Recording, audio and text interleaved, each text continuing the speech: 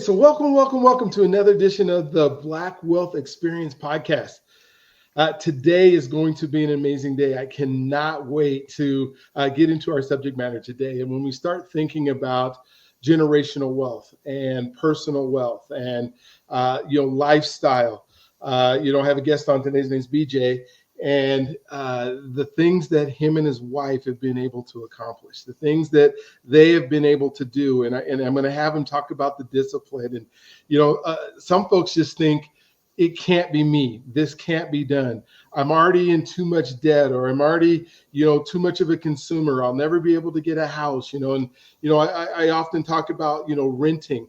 I was even watching I don't know if it's a podcast or a YouTube video where there was a young man that is very wealthy, and he talked about renting, was the way that he needed to go, and renting was better.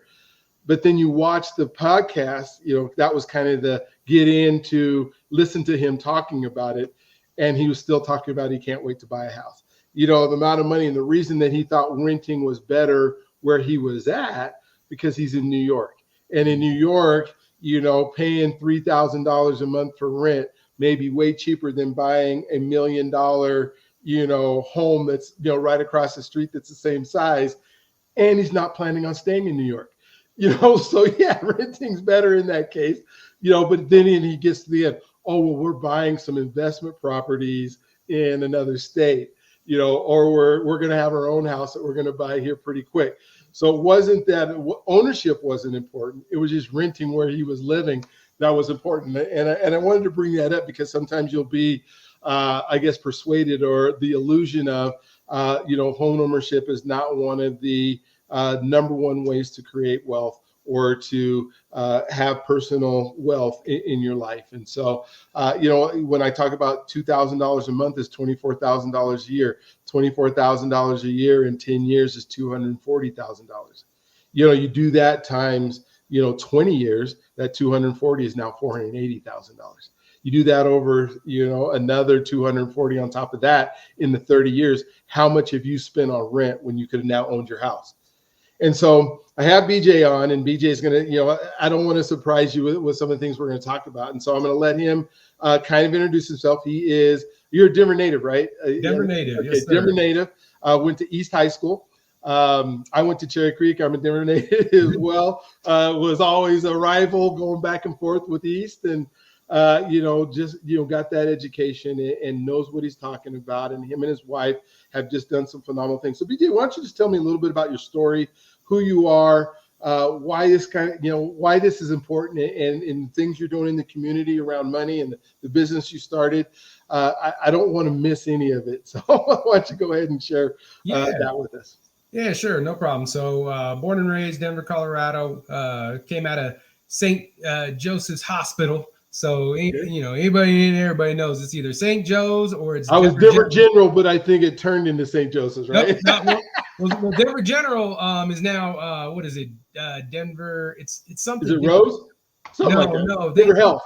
Yeah, Denver Health. Yeah, Denver Health. So those were the two. It was either Denver General that you were born at, or you were born at St. Joe's. And so I was a St. Joe's guy right there, down where, basically Downing and 20th, right there on the east side. So grew up in the 5 Points area, went to East High School. Had a great time. Loved East. That is. There's a lot of people who love their colleges. I love my high school, man. Awesome. So many people have come out of East. You got Robert Smith, the richest black man in America, or richest black person in America. We'll say that. You got Hattie McDaniel, who was the first black Oscar winner. She won a supporting actress award way back for her portrayal in Gone with the Wind. Pam Grier, Don Cheadle, members of Earth, Wind and Fire like Larry Dunn and Philip Bailey. The list goes, J.B. Bickerstaff, coach of the Cleveland Cavaliers right now. List goes on and on. There's also me too. So there we go. Right. So East High School is in my heart. It's in my blood. I love it. So red and white, I bleed those colors for sure. But born and raised, married my high school sweetheart after college, and we actually went away to school for college and came back into Colorado. Love home, and got to, building our lives, right? And so really started off, we're broke college kids, trying to start our careers. And at that time, it was the financial crisis of '08 had really taken its toll on people. And so we wound up graduating in that, right? We graduated in May of 2008. So not only did we just have this 4-year college experience that said, hey, now you're going to go out and get a job. There's no jobs out there, right? Wow. And we're competing with folks who, 15, 20, 30 years of experience, master's degrees, so on and so forth. And they're losing their jobs, and we're just trying to start out and get jobs. So needless to say, it was a rough economic time for us as well as the rest of the world. And so we saw a lot of people, losing jobs here and there as we started getting into our careers. And, from very young, home ownership has always been important to me, to my wife. And it was like, that's our place, right? That's a place that we will have, that we can control, that is a place for our family to be. And so I always wanted a home. My wife always wanted a home. And so we set our eyes on going after home ownership for ourselves. We actually stayed with my in-laws for a time, for about 9 months after graduation from college. And we stayed in their basement. Good thing was they had a basement that we could stay in, and saved as much money as we could. Right. And what was it? It was about March of 2009 was when we purchased our first home. We put 20% down.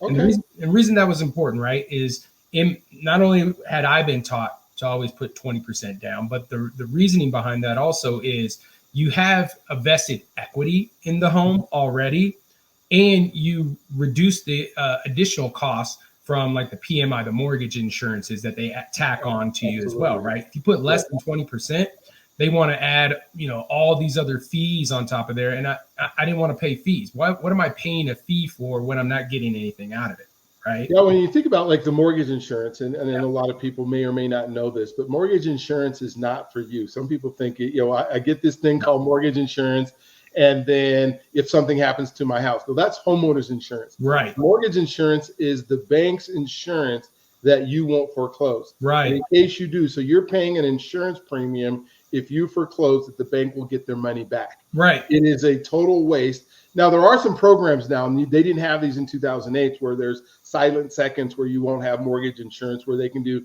on down payment assistance, where they're helping people get into homes. But yeah, if you can do that, and you have the ability to save up that 20%, that's amazing. Yeah. Nowadays I say with all the different programs out there, get into a home. And if we can get into a home without mortgage insurance, we can figure that out later. But I love what you're talking about, is because if you have that ability, and I think that's one of the things that people, like you said, we're taught, and then they go, well, I'll never get there. And so I don't want people to be discouraged that they'll never get to having the 20% down. But that habit, and I definitely want you to talk about that habit here pretty quick. So yeah. And definitely, I mean, like, again, we were college students. We were starting off with like at the bottom of the barrel. We did not have like good income. Okay. So when we were just graduating, especially in '08, like they were like, hey, we can get anybody for like anything right now. Right. So we weren't making a ton of money. The blessing for us was that, again, we were able to save on rent because we didn't have to pay. Now we paid a little bit, but they weren't like charging us, my in-laws, that is, charges an exorbitant amount for staying with them in their basement or whatever. Yeah, so, my son stayed with his in-laws for 7 years. Oh wow! Saved up. He stayed up for 7 years, but he works for Pixar, so he lives in Northern California. Oh yeah. So his first house was $875,000. So it took a while to save up 20%. Yeah. And that's not a big house. That's a house that's 25 to, I think it's 2,500 and something square feet. Yeah. No basement, in a pretty good neighborhood, not in Oakland, but in a nicer neighborhood in Martinez. But at the same time, $875,000 for his house.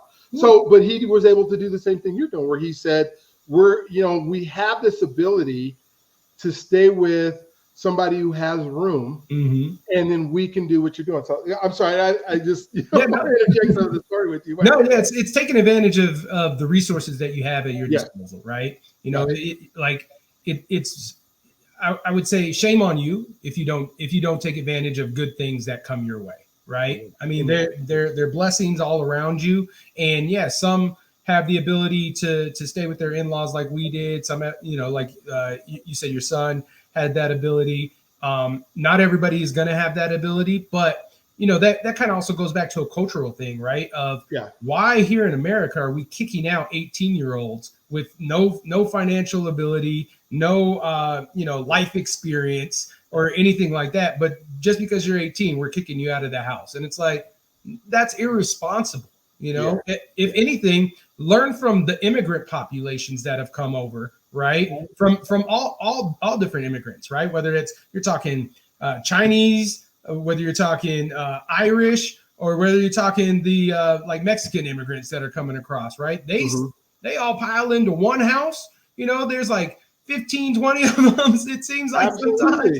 And they all pay towards that mortgage. And then if you're not going, if you're not working, you're going to school.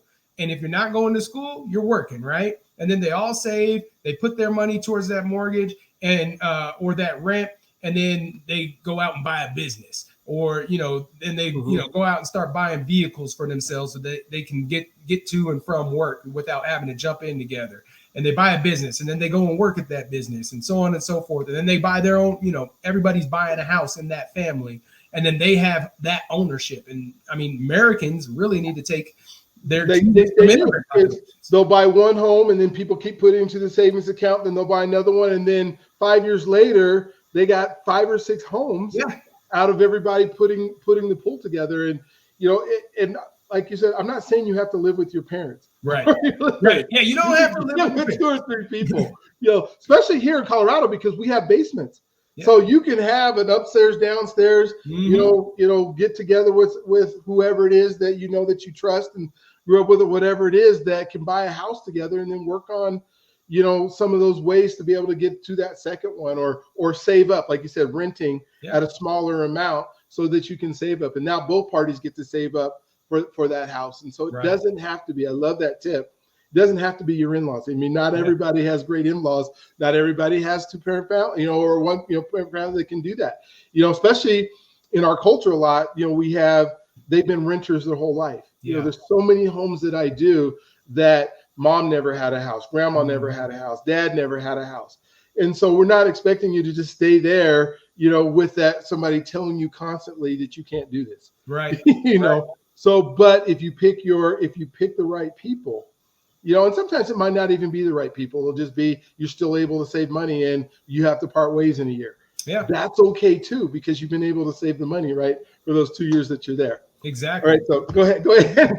No, and what I'm going to touch on now is actually going to get into the crux of the discipline, so that those who don't have the ability to go elsewhere, right, and save that like large chunk of money. I'll talk about like why you could still, I mean, even if you're on your own, you're still renting like an apartment or something, how you could do this. So what we wound up doing, right, is when we bought our home, you know, it was March of 09 at that point, and that was our first home. And we bought it exactly. It was like 20% is all we had. Like barely had it, you know, just to get rid of all that. But we got in, and you know, a couple months in, you know, we started thinking, because we saw the economic situation, we saw people losing their jobs, and we were like, you know, I came to my wife and said, you know, I want to pay off our mortgage so as fast as we possibly can, so that if we were to lose our jobs or anything were to happen to us, at least we have a place to stay. I could go and work at McDonald's and pay for the light bill. You know what I'm saying? So, and she said, you know, God had told her 3 days before that, you know, similar kind of thing. And then she was like, I'm not going to say anything. And then I come to her like 3 days after she had got that revelation. And she was like, well, I guess, you know, God's speaking to us. We need to go forward and do this. So at the time we had my car loan and my student loans from college, and then our mortgage. That was the debt that we had. So again, this is probably April, right? That we're having this conversation. So by the end of May, we aggressively just paid off my car loan. There wasn't much on it, but the car first. Yep, car first. Okay. So we got that out of the way, and then it was like sometime in the summer we wound up paying off my student loans. Then so you went student loan second. Yep. Okay. So we were like, look, if we take care of these, then we can aggressively go after the mortgage. So from that point on, everything went towards the mortgage, and it wasn't just, hey, we're just going to take money and put towards the mortgage. No, we strategically did this where we built a budget, and we looked at what are our expenses, what are we, here's our income, here's what you make, wife, here's what I make, as the husband, and then what are we paying every single month in terms of expenditures? What's our electric, our water? How much food are we buying at the grocery store? How much are we going out? What's our cable bill? What's our light bills and water and all that? What is the mortgage cost? What are our insurances for the cars, for the home? We went through every single thing, right? How much are we spending on presents for, birthdays or either for us or for others, and all of that kind of gas, And so we built a budget, looked at it, and then we looked at it as a game, and we were like, how much can we reduce our expenses month over month, and then take that excess and put towards our mortgage? And so at the time, and even still today, we got rid of cable, because that, one of the things, like, people are like, oh, I got to have my TV, got to have my TV. We looked at it and we were like, we wake up, we rush out of the house to go to work. When we come home, we're eating dinner, and then we're going to bed. We didn't really have time to watch TV anyway. Why am I spending $80 to $150, depending on how much, what kind of package you have, for cable that we don't even watch? Right. And so we literally start thinking the cost per day on that. Yeah. The cost per day on cable. Exactly. And it doesn't make sense. It wasn't worth it. So it's like, all right, well, we're not watching it anyway. Let's cut that. Right. And so, literally looking at things in our budget, how could we cut costs? So we would, turn lights off in rooms we're not using, because that's electric, right? The gas for heating in the winter. Okay, we're going to put on a few more layers inside. We're not going to, crank up the heat and just be walking around in, a tank top and some shorts when it's, negative, 6 outside. We're just going to put on, blankets, some sweats, whatever. And so we started reducing that. We literally got it so tight to where we would strategically plan our trips out to where we could go to the grocery store, visit somebody like parents or something like that, and do whatever other errands we needed to on the most efficient route possible, make it home, and then stay home without having to go out, so we wouldn't spend as much gas. Wow. So you guys, you weren't just talking, you literally made it like a Monopoly game. You land on this one, you go to the next one, you go to the next one. Now, did you guys have a guilt-free fun, we can spend it at all during this time? For something that just came up, or we had to go on a trip, or we're not going to worry about if we have a little bit of money to do stuff. I know that's, I see that in a lot of, whether it's Dave Ramsey or somebody else's, you got to have something where you can enjoy a little bit of life during this time. Or did you guys just go, wait, for 3 years, we're not going to do anything? Yeah. So this is what we had. Every month we had a fun budget. Okay. I'm going to let you guess how much you think that fun budget was. $500. Less. Really? $250. 100.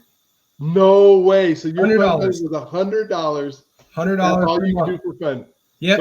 But it didn't matter what it was. That was going to be the fun, and you pick it every month. Okay. If that's going out to eat, we feel like going out to eat tonight. Oh, well, we got $100 for the whole month to use. Movies, if we wanted to go to a movie, $100, right? If we wanted to go do something with friends, comedy show, something, all we got is $100 for the month, right? And in doing that, I will say it made those around us not want to hang out with us. Of course, yeah. Where are we going? We're going to the park. Exactly, because they, and what we would say, this, it even came down to this. I mean, people look at this like, oh, you guys are so cheap, and it's like, no, we were disciplined. Okay, no. We had a goal. Yeah, and we wanted to get to that goal for ourselves. Now we're completely debt free. So after all that, in putting all these things together and being disciplined to our budget and to the goal that we had, we wound up paying off our entire mortgage, and we're completely debt free by October of 2013. So we're looking at 4.5 years. 4.5 years. Less than 5 years. No mortgage, no car payment, no student loans. Now I'm assuming now your fund is more than $100 a month. Fun is more than $100 a month, right? Yeah. Yeah. So we do like to travel. We like to, we like to see places. And that was part of the goal too, was, hey, we're gonna do these things so that we not only, if anything were to happen to us from a financial standpoint, that we have a place to live. Nobody can kick us out. We're not worried about paying to stay here anymore. We have that. But then also look at what we can do now without having the burden of debt, right? Or having to think about, oh, I owe somebody. Oh, maybe I can't use this money because I know at the end of the month or at this point in the month, I still got to give so-and-so their part of it, right? We don't have that anymore. So-and-so is us. Now it's just, how much do we want to invest? You know, what stock do we want to buy? What else do we want to do with this money? Where do we want to travel? That's what we do with our money now. Oh, that's so amazing. So on the giving side, was part of that where you're giving or tithing or, putting money away during that whole process, or was it just straight, kind of talk to me about that a little bit. Yeah. So we still allocated money towards giving to the local church that we were a part of at the time.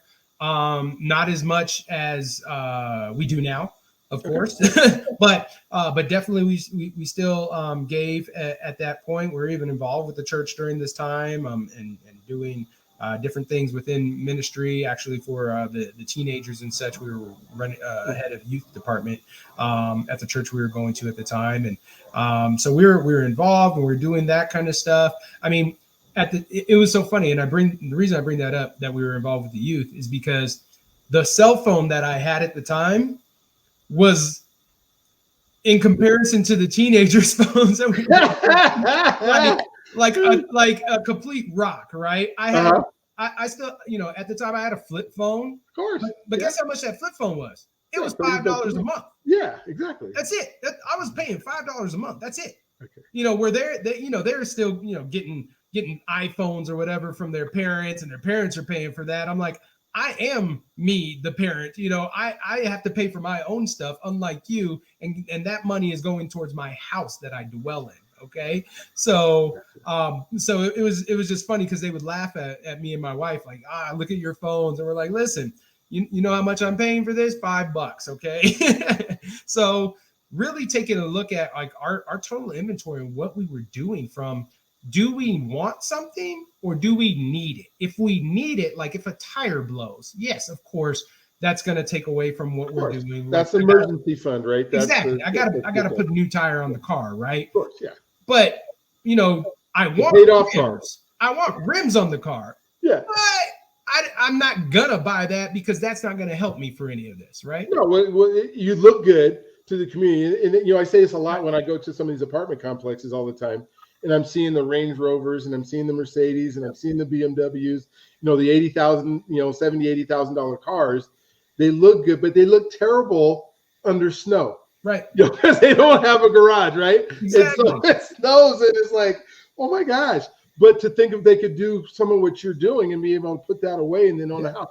And I really want, maybe you can talk about a little bit. So the day you pay off your house, so now you have no car payment, you have no student loan debt, you have no house payment. Yep. Now you still get a paycheck in 2 weeks.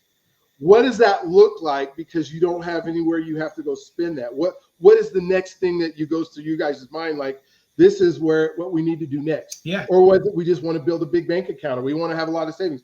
What did that look like, so people can kind of see, if we get here, what's the next trajectory? Right. What's the next step? Yeah. So we started actually looking at wanting to purchase real estate, and be landlords. And then that took a different turn where, we were like, do we really want to deal with people like that? So it's like, in theory, like, it's good. And I don't knock anybody who like does buy property. I think it's great. I think buying property and leasing it out to other people for a return on your investment is great.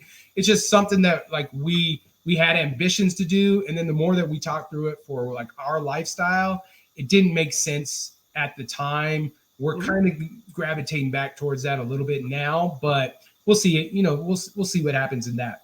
From that standpoint, though, what we had with extra funds was, okay, cool. Now that we have these funds freed up, we're not paying off anything. What do we want to do with it? Well, we still want to invest it. We don't want to just sit around in the bank because you can't save your way into wealth. No, exactly. Can't save your way into wealth.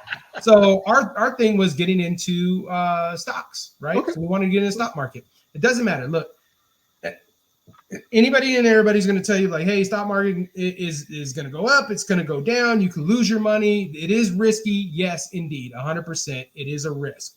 But at the same time, you know, I used to read, and I still do read a lot of different financial materials, especially I follow Warren Buffett, the greatest investor of all time, from my opinion.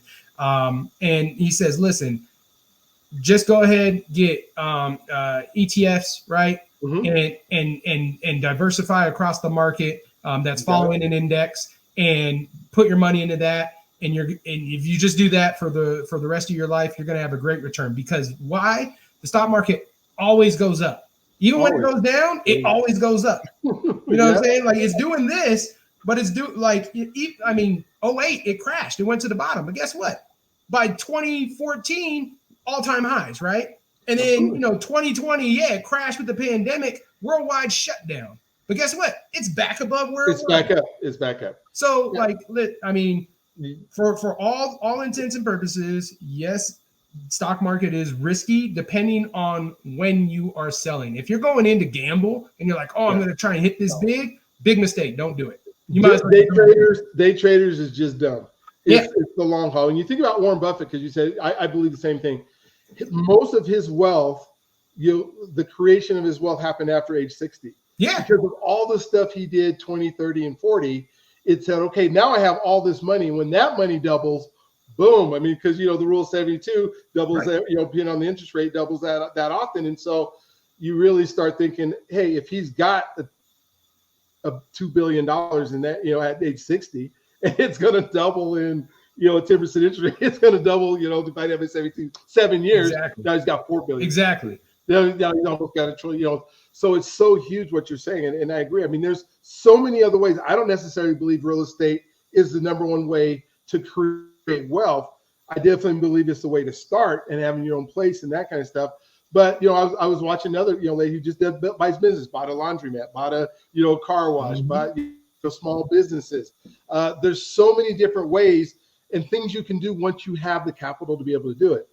And that's where the difference is between what you did and what a lot of folks do, is they're spending all their capital on rims, on cars and parking lots, on things that, on credit cards. Right now, we are at an all-time high in credit card debt around the country, over $1 trillion in just credit card debt, because interest rates went up, and so, I'll meet with somebody who has, like, let's say they got a 3.5% interest rate on their mortgage, and I'm saying, well, I think we should probably refinance so we can pay off some of your credit card debt.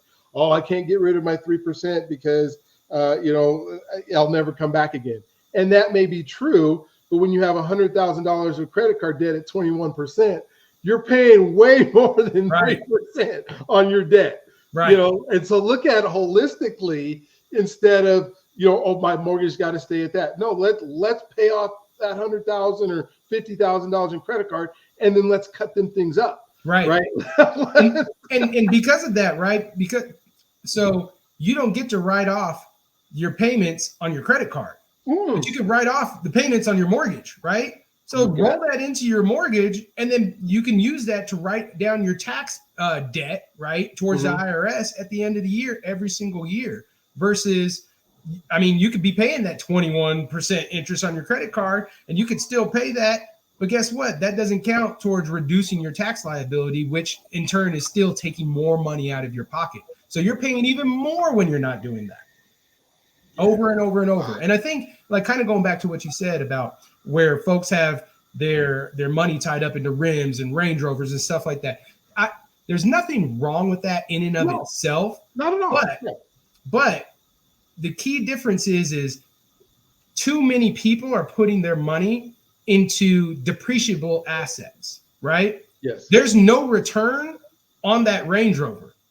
You know, a Subaru is going to get you to A to B just like the Range Rover is going to, right? Stock rims are going to make your cars run or your wheels run just like, you know, the fancy Yamaha tires are out there, right? And getting some D's on there, right? Like a rim is a rim is a rim. It's just, what value do you really want to place on it to have something that looks different or, you know, is something somebody else doesn't have? At the end of the day, we don't have, or too many people rather, don't have the self-discipline for delayed gratification. That's the key right there. They want it now, right? I want the Range Rover now. Well, what we wanted was our house. We wanted this great asset that not only now that I have this home and we're actually on our third home now. I was gonna say, are you in the same home? Yeah, no, we actually sold. We downsized because we were going to use that money to invest in another property, and then when we downsized, we actually went into a condo. That's how far we went because what we originally purchased.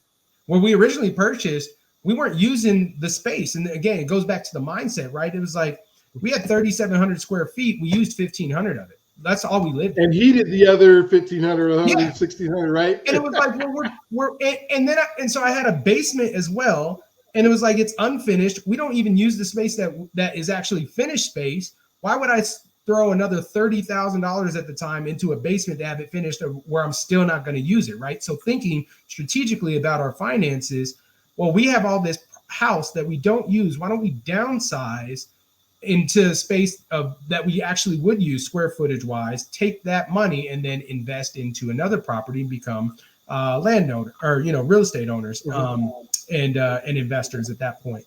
And that changed once we got into the condo. We should have did things a little differently in hindsight, but then we wound up, my daughter, our daughter that we have, she needed more space. And so we wound up sizing back up into the house that we have now. This is our third house. Again, cash for everything. Like no mortgage. You made a decision and you did something. Whether it was like you said, well, you know, we could have done it differently. In hindsight, it's always differently.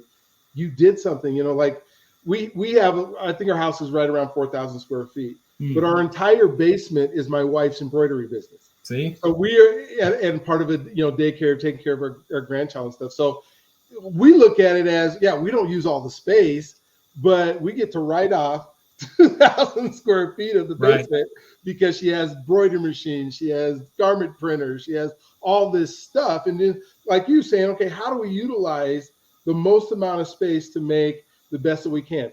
And I love what you said is there's nothing wrong with having the Land Rover. There's nothing wrong with having a bigger house if your daughter has more space. Right. You know, but the issue is you got to pick those things where it's not depreciating or it's not costing you money every month. And if it does, that's part of your fund money. Right. That's part of because you've taken care of other stuff. But it's when you don't have all the, you this is your, my depreciating asset. It's not the limo. It's not the car I use for Uber. It's not the car I use for Lyft. It's this really nice car that I drive around and my friends think I'm doing really well. Right. And I'm hurting. You know, I've got top ramen in my cabinet. Right. And there's so many folks in our culture that do that. Now I know we're kind of running out, short on time. We're going to do this again because this is such an important conversation. But just kind of, if you can just kind of talk about for people who are just getting started in this and trying to get that discipline of wanting to save and not knowing how or where to start, because you didn't start when you already had money. You started when you didn't have money. And that's so important for people to know. What is it that somebody does? You had a little bit of debt, and so that had to be paid. Kind of how can somebody get started? Yeah, I mean, really, it's getting a goal first and foremost, right? Because if you don't have a goal, you're not really tied to anything. So you're going to be bounced this way and that way at any whim, right? But if you have a goal, if you say, look, this is what I want to do. So you get that goal, and now you have to pursue that goal. Okay. So if it's, I want to get 20% down. I want to get 10% down. I want to own a house, period. Right. put that goal down, right? You can write it down, you can have it in your mind, whatever it is, whatever, works for you, but at least have a goal in mind first and foremost. And then I'll say this, you're not going to feel like it.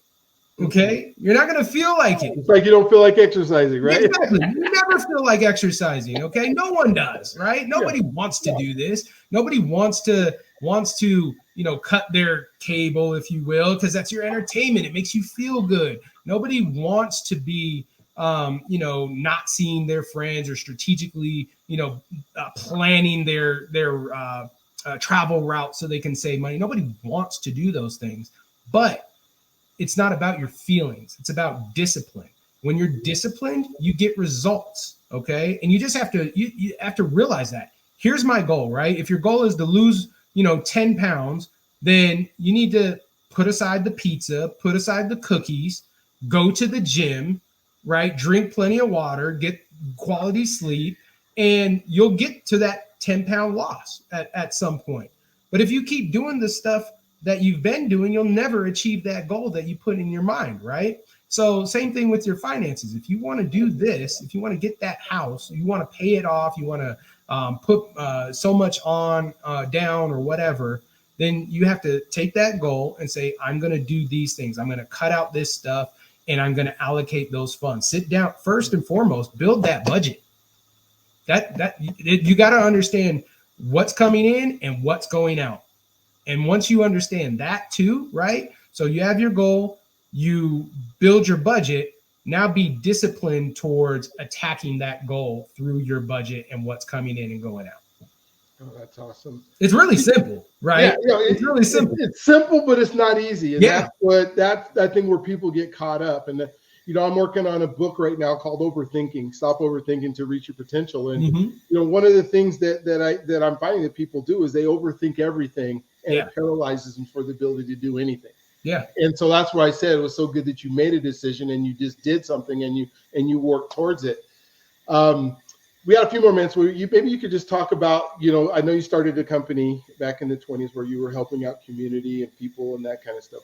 What does that look like? What is tell me about your company that you started. Yeah. So I started a company in 2020 called Black Biz Colorado, and it was really to aggregate the Black-owned businesses in the state of Colorado in one spot so that they could be found and supported by everyone. Okay. And we were doing really great, had a great time doing that, meeting a lot of people in the community, helping a lot of people in the community through that effort. I'm no longer doing that. I actually shut down the business back in December of 2022 here. So just this past December. But the goal essentially was to help the Black community practice group economics, right? Okay. You can't practice group economics if you don't even know where the businesses are. So it was like, all right, let's identify where they're at. Now that we have them identified, let's go and support them, right? Mm-hmm. And so it's like, okay, cool. Like this person is a mechanic, or like this is a mechanic business. This is a window business, and this is a flooring business, and this is you can go get your bed from here. And then as you pour our dollars, Black dollars into Black-owned businesses, those Black businesses can hire more Black people. They can get them. They can then invest into the Black community for the things that actually pertain to the Black community, different programs that would specifically help us to overcome and achieve and not only survive, but thrive in our own personal lives and the community as a whole. Because too often are we out here begging other people who don't look like us for help. Why would they do that, right? If I have my neighbor's concerned about their family, right next door. I have to be concerned about my family. If I'm constantly going and giving my neighbor my food, my kids aren't eating, right? Exactly. I got to keep my food at home, and I got to help my kids to thrive. And so that's what the whole thing about group economics is, which other populations, other ethnic groups in America practice, except for Black people, to the extent that they're thriving where we're not. And so that was what I was trying to do. With Black Biz Colorado, is really help the Black community practice that group economic space and to build and to grow. Oh, that's awesome. And I'm glad you were doing some stuff like that. I know the Deerfield program right now, which is a down payment assistant that gives up to $40,000 to help people get into place, is looking to do some of that stuff where they're saying, okay, now that you have your home, who are all the people that you can now interact with that can help you? Yeah. So that's amazing. DJ, if we could, I want to have you come back because I want to talk about budgeting and I want to talk about some of the other things, and maybe we can schedule something next month or the month after and just have this ongoing conversation. Because I think it's so important that we are doing something in our community that allows people to have access to the knowledge and the education. Mm-hmm. And so it's one thing to go read it in a book. And it's one thing to say, well, that person who doesn't look like me did it, but I don't have the same opportunity, or I didn't have. But when you look at folks like yourself who said, we were disciplined, and I really want to unpack that too. What does it mean to be disciplined? And start at the basics of that. So if you're willing to come back, I would love to have you. Love to have maybe have your wife on as well, and she can kind of talk about, because I know for guys it's one thing to do stuff. And for women, there's a whole nother emotional context of what that means and what they're giving up. And, I can just hear my wife now, say, hey, we're not going to go, you're not going to get your hair done or something like that. I'm not saying that's what happened, but I can say, she's Puerto Rican and Mexican mixed. And, when we start thinking about some of the cultural things that she believes that we have to have, it's a whole nother dynamic. And so maybe we could have her on as well and just try to make this, maybe we continue to move through it. So thank you for being on today. This has been enlightening. It's been exciting. If there's one thing you'd want to leave with somebody today, or that you'd want to just make sure that people know about, what would that be? You can do it. And it's really up to you to make the choice. It's not anybody else, right? It's it just like how you said, like people who look like me, are showing people how to do this, or and here's the reality. At the end of the day, it doesn't matter if it's somebody who looks like you or doesn't look like you. If you want it, or if you want to do it, you have to make the individual choice to do it. No one can make that for you. If you want to lose weight, you got to make the choice to lose weight. If you want to get that job, you have to make the choice to get the skills and the education and the network to get that job. It all comes down to your individual choice. Absolutely. Thank you for sharing that, because one of the things that I say at the end of every single show is, one, you can do it. And DJ just told you he can do it, and he's done it and can probably show you how to do it. Two, you deserve this. You get to live in one of the greatest countries ever in mankind's history, that gives you the ability to do some things and to make mistakes and come back from it. Every time you do something. So one, you can do it. One, you deserve it. And three, let us help you.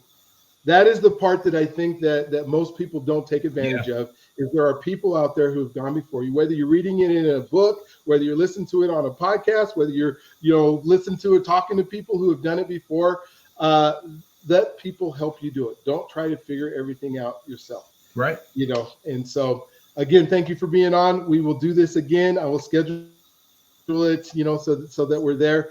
And I look forward to you for another episode of the Black Wealth Experience podcast. And we look forward to talking to you on the next one. Yeah, definitely. Wonderful, awesome day. Well, thank you for tuning into our podcast today. It has been a fantastic opportunity for us to show you exactly what we're trying to do in the community. And that is to help people to make sure that they have the ability to realize home ownership. And so my name is Brian Arnold. I am a lender. I'm with City First Financial. And so if you have questions, I'm not doing this podcast so that we can, rush all the business over to City First Financial. I'm doing this podcast so that we can make sure that you are taken care of, that you have a real estate agent, that you have a loan officer, that you have a credit repair person, that you have an insurance person, that you have a financial advisor, all working with you towards making your home ownership realization happen. We're also going to be talking about, wealth generation and what it means to pass on to the next generation. I do trust and wills and making sure that the money that you've accumulated during your lifetime actually passes on to the next generation without going through a thing called probate. And so we want to make sure that we have some unique different things that we may have talked about on this thing that can help you think about what that's going to look like. So thank you again for communicating. Go ahead and subscribe to these YouTube channels, whether it's on YouTube that you're watching the video, or if you are just listening to this on a podcast, that you are subscribing to the podcast, because we are going to have some amazing guests that are coming on and some amazing content. So thank you for the blackwealthexperience.org and getting on that and just coming in and listening to us and then taking advantage of the resources that we're hopefully and education that we're hopefully giving to you. So you have a wonderful, awesome, incredible, awestruck day. You are God's greatest gift, and I want to make sure that you know that. Talk with you guys soon.